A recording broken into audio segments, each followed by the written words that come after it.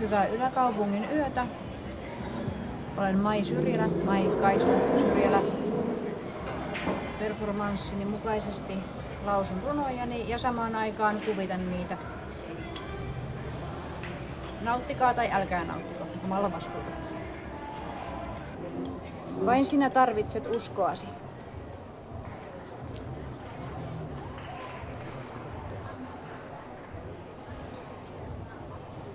Taikuus on totta.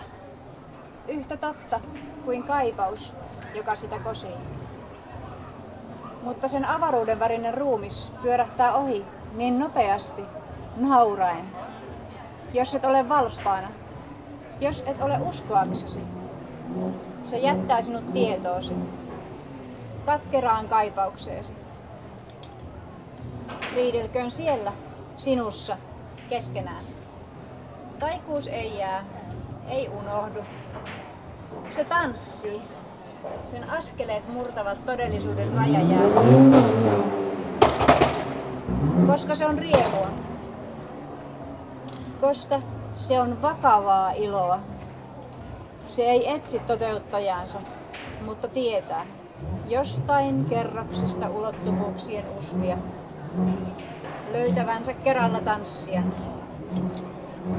Sen, jonka kaipaus on riemusta vakavaa.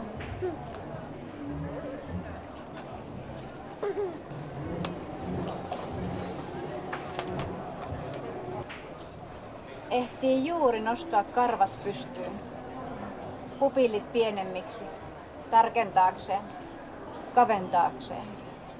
Sykäys aikaa, ennen kuin tajuaa heijastuksen ikkunassa olevan paitansa lieve, liesituulettimen lamppua kiertävä koin. Yön raskas rakkaus muistuttaa itsestään. Olen täällä. Ole avoin, ole. Tulen pian. Sitä odottaa ja pelkää. Pureeko? Vai rakasteleeko kuin aalto elävää hellyyttä? Paha oli ennen, jos oli seksuaalisesti värittynyt. Ja yöhän on mustaa ja mielikuvitusta. Kai siksi Kristuksen valoa roviot hohtivat. Yö rukoilee itseään anteeksi. Suutelee mieleni kosteaan. Heijastuu koina ikkunasta. Ole avoin. Tulen pian.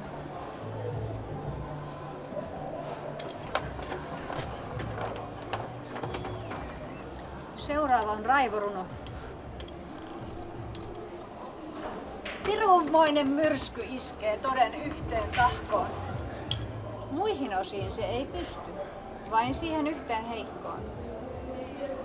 Ympärillä on tyynet vakaat, niissä kiinni on se yksi. Siis kun ainoakin losahtaa, kaikki murtuu myrskyksi. Ei muista tyyneyttään angstien aallokossa.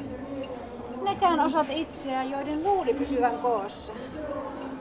Naurettavan raivon raastaa joka kerrokseen, vaikka yhteen vain osui. Sen unohtaa vahingokseen.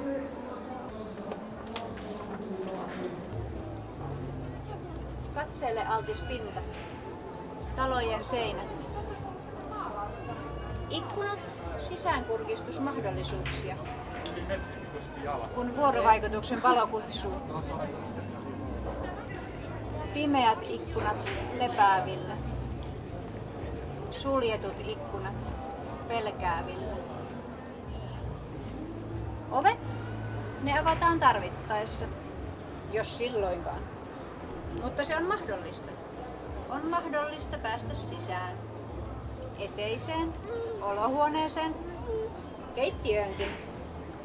Mutta kellariin tai ullakolle, nekään, jotka pääsevät kammariin, ei herran jestä siellä ole siivottu.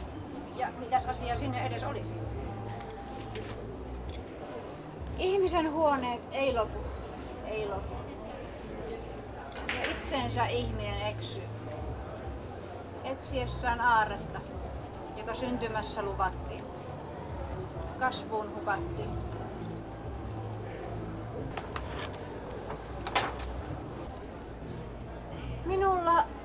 isot kädet. Aikuisen kädet. En ymmärrä, mitä se tarkoittaa. Onko minun nyt tehtävä isoja töitä, aikuisten töitä, vakavia?